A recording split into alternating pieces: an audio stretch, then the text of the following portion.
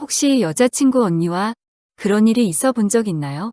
저는 우연한 계기로 그런 일을 겪어 사연을 소개해 드려 볼게요. 지금은 헤어졌지만 6년 정도 만난 여자친구가 있었습니다. 20대 후반에 만나 30대 중반까지 만났었네요. 여자친구와 저는 만난 지 1년쯤부터 같이 사업을 하게 되었고, 규모가 점점 커져 여자친구 언니도 같이 참여하게 되었습니다. 그렇게 우리 셋은 아침부터 밤까지 붙어서 매일 일에만 매달렸고, 사업은 계속 번창해 경제 사정은 남부럽지 않게 좋았었어요. 외제차도 사고 집도 사고 정말 못하는 게 없을 정도였으니까요. 그때까지만 해도 여자친구 언니와 저는 그렇게 친한 사이는 아니었어요. 여유가 많이 생기고 여행도 같이 다니면서 친해지게 됐죠. 거의 한 달에 한 번씩 여행을 갔던 것 같아요. 주로 셋이 자주 다녔고 가끔 여자친구 가족들과 언니 남편도 같이 가곤 했었습니다. 우리 세 명은 거의 1년 365일 매일 보고 살았다고 할 정도로 붙어 지냈어요. 주말엔 여자친구 언니네 집에서 살다시피 하며 TV도 보고 맛있는 것도 먹으며 가족처럼 지냈던 것 같아요. 확실히 경제 사정이 많이 좋아지다 보니 모든 순간이 다 즐거웠었던 것 같네요. 그러다 어느 날 그날도 여자친구 언니 집에서 잠을 잤고 다 같이 백화점에 가자며 아침부터 준비하고 있었습니다. 언니분이 먼저 씻으러 들어가셨고 우리는 TV를 보며 순서를 기다리고 있었습니다. 30분 후쯤 샤워를 끝낸 여자친구 언니가 수건 좀 달라고 하시더라고요. 저는 그 소리를 들었지만 갈 수 없었고 여자친구와 남편분은 못 들었는지 가만히 있더라고요. 저는 누군가 가겠지 하고 크게 신경 안 쓰며 그냥 소파에 누워 있었습니다. 그렇게 한 30초쯤 지났을까. 저는 아무 생각 없이 일어나 방으로 걸어갔던 것 같고 여자친구 언니는 문 열고 계속 누군가 오기를 기다리고 있었습니다. 차마 제가 나타날 거라곤 예상을 전혀 못했던 것 같았습니다. 문을 정말 활짝 열고 계셨었거든요. 거실에서 화장실로 방향을 트는 순간 저는 그만 여자친구 언니 알몸을 보고 말았습니다. 언니는 옆에 있는 거울을 보고 계셨었는지 제가 보고 있다는 걸 모른 채 가만히 옆만 보고 계시더라고요. 처음엔 너무 놀라서 고개를 틀었는데 언니가 아직 모른다는 생각에 더 보려고 했던 것 같아요. 모델을 하셔서 몸매가 정말 좋았거든요. 그렇게 저는 느린 걸음으로 최대한 시간을 끌며 방으로 들어가고 있었습니다. 그런데 불행하게도 언니가 인기척을 느꼈는지 고개를 제 쪽으로 돌리면서 저랑 눈이 마주쳤고 제가 보고 있다는 걸 알게 됐습니다. 살짝 소리를 지르시며 문을 갑자기 확 닫으시더라고요. 여자친구와 남편이 그 소리에 달려왔고 언니가 그 상황을 대충 설명했어요. 여자친구는 저에게 짜증나는 표정으로 다가와 어디까지 봤냐고 묻더군요. 저는 정신없이 누워있다가 급하게 간 거라 하나도 못 봤다고 거짓말을 했습니다. 정말 하나도 빠짐없이 자세하게 봤지만 사실대로 말할 수는 없었습니다. 그 말을 여자친구는 언니에게 전달했고 언니는 그냥 괜찮다며 넘기시더라고요. 그 일이 있은 후 저는 여자친구 언니를 볼 때마다 이상한 생각이 계속 들었습니다. 여자친구와 자매인데 어떻게 저렇게 다를까? 남편이 정말 부럽기까지 하더군요.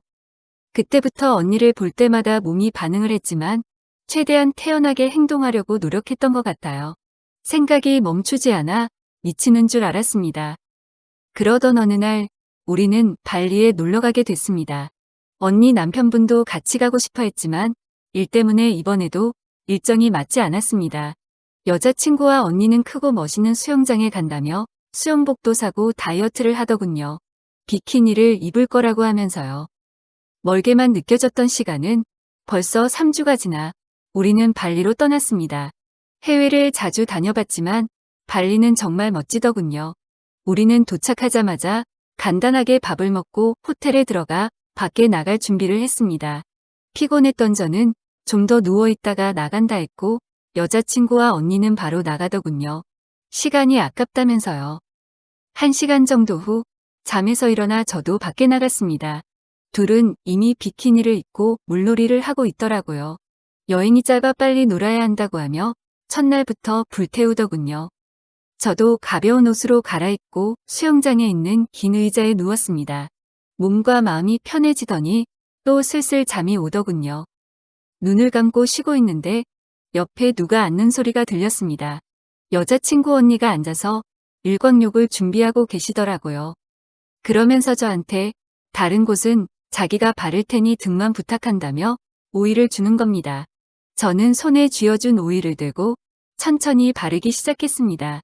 그런데 뜬금없이 언니가 갑자기 저한테 묻더군요. 전에 화장실에서 진짜 어디까지 봤냐고 솔직히 말하라네요.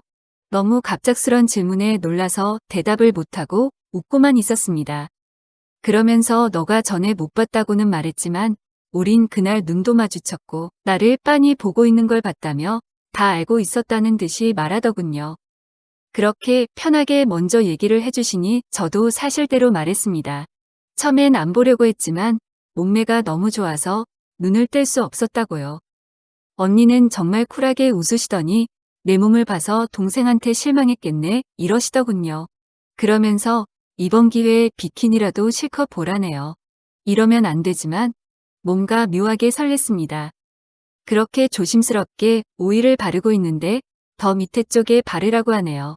더 밑으로 내려라면 이제 엉덩이였는데 말이죠. 난감해하는 제 반응이 재밌어서 장난을 치시는 것 같았습니다. 저는 더 밑으로는 내려갈 수 없어서 계속 허리 쪽을 발랐습니다. 그런데 갑자기 제 손을 잡더니 엉덩이에 손을 갖다 대더군요. 하체를 골고루 발라야 한다고 하면서 말이죠. 물론 저는 좋았습니다. 전에 눈으로 봤을 때도 좋았지만 만지니까 또 새롭더라고요. 민망하게도 몸이 반응을 하기 시작해 들키지 않으려고 자세를 이리저리 바꿔가며 발랐습니다. 그리고 혹시 제 표정을 여자친구가 보면 괜히 미안할 것 같아 저는 언니께 여자친구는 어디 갔냐고 물었습니다. 급하게 한국에서 연락이 와 처리할 게 있어서 올라갔다며 1시간 정도 걸릴 거라고 하더군요. 그러면서 눈치 보지 말고 팍팍 바르라네요. 그러려고 그런 건 아닌데 정말 여자친구가 없다고 생각하니 더 편하게 바르게 되더군요. 그리고 두 번 다시 없을 이 기회를 대충 하기엔 너무 아까웠습니다. 가장 힘들었던 곳은 허벅지 안쪽인데 어디까지 발라야 할지 도저히 감이 안 오더군요. 거기만큼은 적극적으로 바를 수가 없었습니다. 그래서 정말 살살 바르고 있는데 언니는 괜찮으니까 끝까지 바르라며 뭐라 하시더군요. 끝까지라니 저는 도저히 민망해서 손이 움직이질 않았습니다. 언니는 답답했는지 몸을 밑으로 움직이셨는데 순간 제 손이 거기에 닿고 말았습니다. 저는 놀라고 당황했지만 언니분은 아무렇지 않아 하시더라고요. 그러면서 다시 제 손을 잡으셨고 저는 결국 안쪽을 바르게 되었습니다.